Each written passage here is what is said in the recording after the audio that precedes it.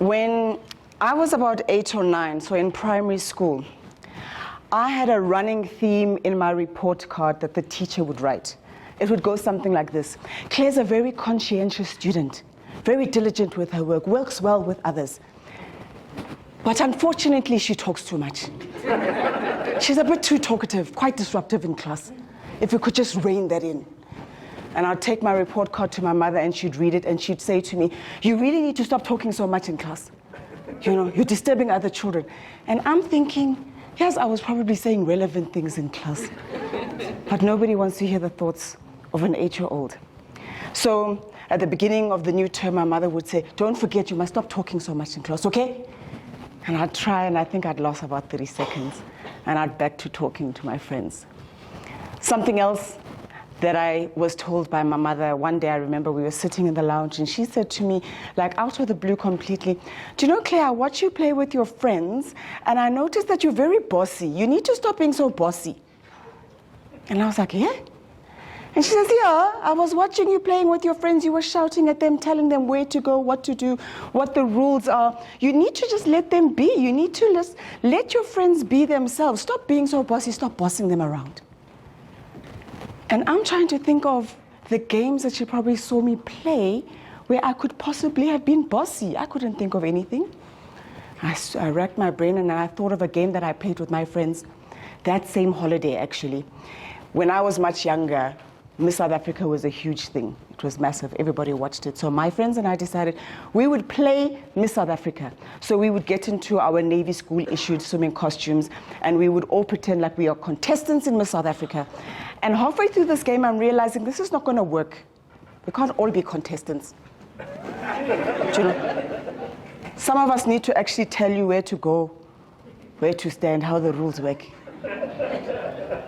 So I grabbed my mother's Afro-comb and I realized, perhaps I am bossy. Because I decided with the Afro-comb that I would be the host because every Miss South Africa needed a host, right? So I realized, okay, so I talk too much and I'm bossy. These were stains on my character that I think defined me for quite a long time. Anyway, I grew up. I went to high school. In high school, I was scouted as a model. I became quite successful in modeling. And what was really wonderful was that modeling opened many opportunities for me. And one of those opportunities was that I became a TV presenter.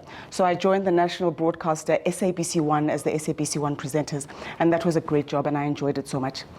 And about a year into the job, my boss called me into his office, and he said, "Claire, I've got a great opportunity for you." I'm like, "Yes?"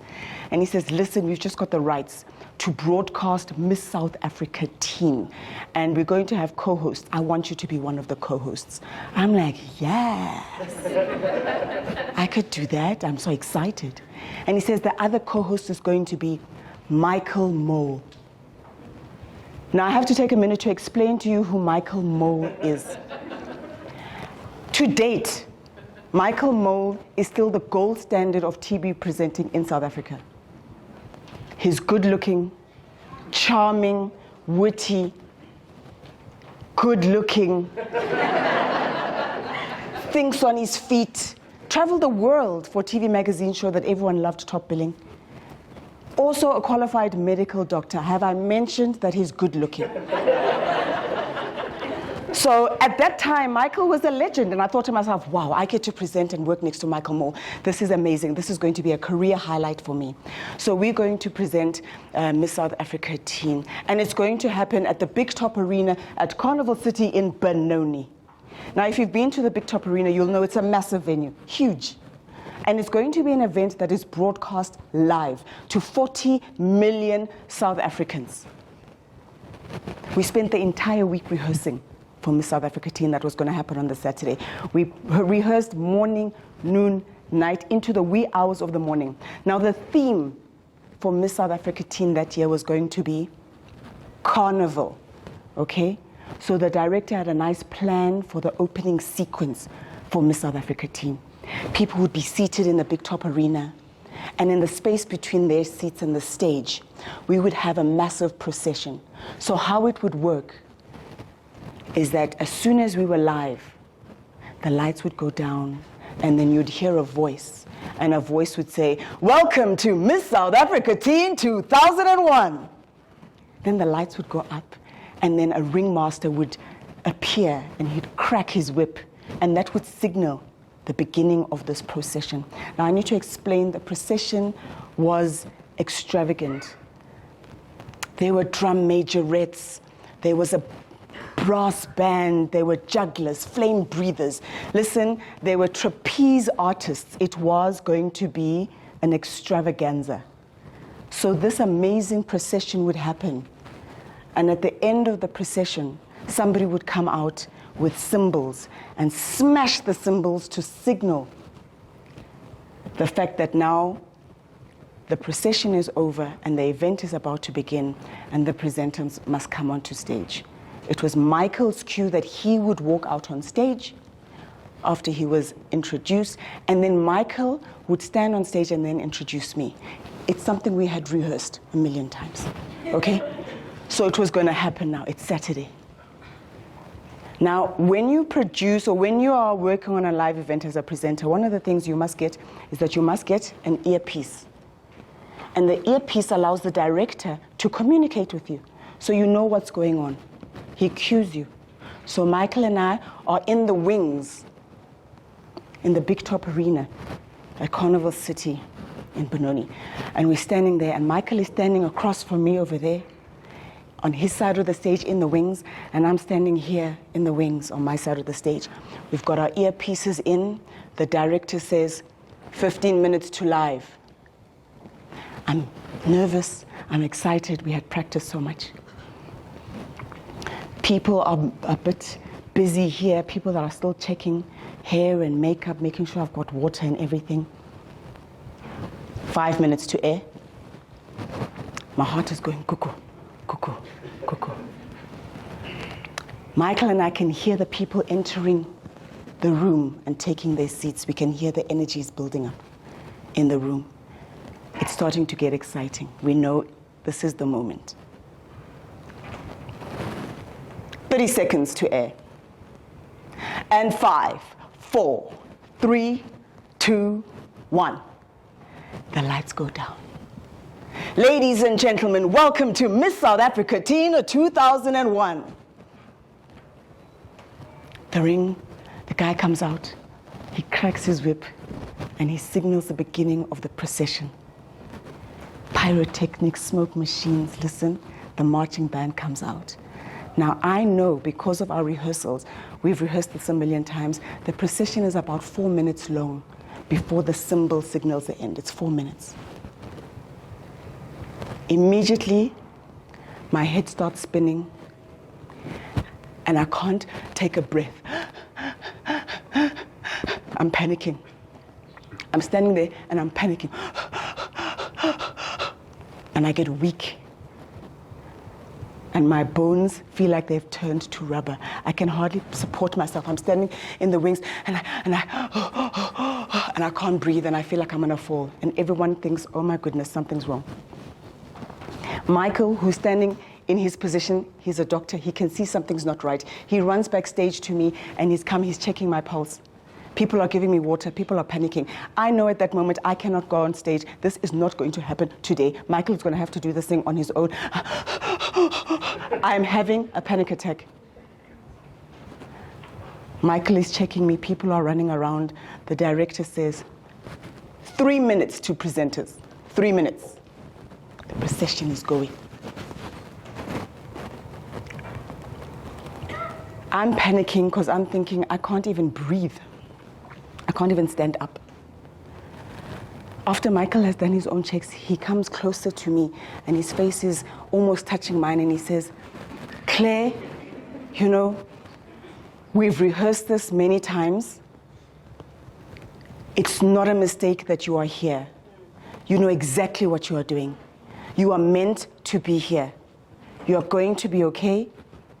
I'm going to go back to my position, and I'm going to see you out there, okay? And I'm going, no, it's okay. It's not okay. It's not okay. It's not okay. And Michael disappears. He runs backstage, back to his position. And in the few seconds that it took Michael to get back into his position, he triggered a flashback for me when he said that it was not a mistake that I was there. The flashback memory was that I was standing in my mother's room in my Navy school-issued swimming costumes with my mother's Afro comb in my hand, pretending that we were playing Miss South Africa, and I was telling all my friends what to do. It triggered the flashback that all I need to do is talk for the next hours. And you know what? Guess what I'm good at? Talking too much. I steadied myself. I had the water. The paramedics are thinking, shit, we hope she's okay. 1 minute to Michael. I steady myself. I'm standing.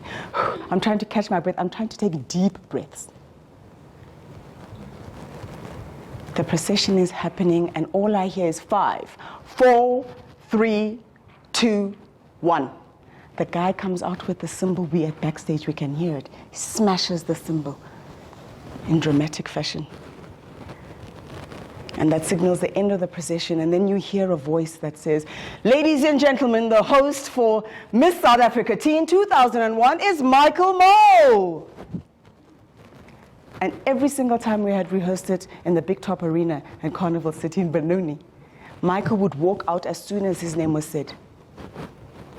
But this time was a bit different. He stood there and he looked at me.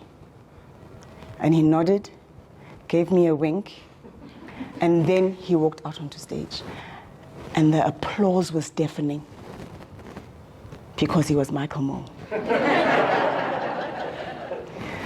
And Michael Moe, he held that space. He filled the room with his charisma. And he said, "Ladies and gentlemen, welcome to Miss South Africa Teen 2001. It's an honor to be your host this evening, but I don't go alone. Please put your hands together for my beautiful co-host, Miss Claire MAWISA." And the people that were in the wings with me had to nudge me out onto stage. And I found myself out on stage, and I couldn't see the audience because the lights were so bright. And all I could see was Michael standing, and I just thought, I just need to get to where Michael is standing. And I got to where Michael was standing, and I turned and I looked at the camera, and you know what? I remember nothing after that. The next thing I remember about that night is the fact that a very pretty girl had a crown on her head and confetti was in the air. And the director said, "That's a wrap, guys. Great job." I had remembered nothing. I think I was on autopilot.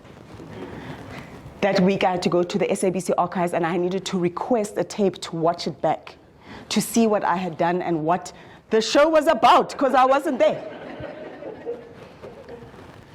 But what has always been very powerful to me about that particular story is that when I was a child, I was unknowingly manifesting my destiny. Through play. When there was no outside pressure, no outside judgment, and I was just being myself, I had manifested that moment. It was just unfortunate that the adults around me at that time could not see that those things that I was doing were my gifts. The talking too much, the bossing people around.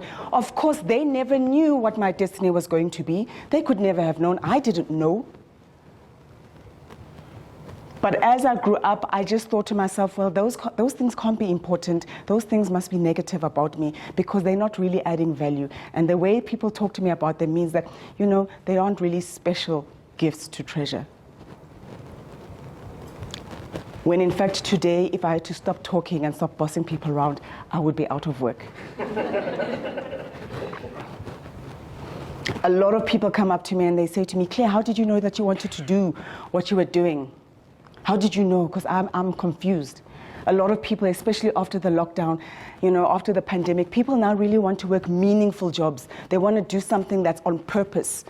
People want to be true to themselves, and they think, "I just don't want to do this job. I don't love it. I don't know what I want to do with my life." How do you know? I don't have the answers, but I tell people perhaps the clue lies in your younger self. What was your younger self doing before there were negative labels put on it? Before somebody told you, you can't make a career out of that? Before you then internalized that as a limiting belief? Perhaps the clues to your purpose, maybe the clues to your destiny lie in your younger self that was not affected by judgment. Today, I challenge you all, if you are looking for answers, to reconnect with your younger self. Thank you.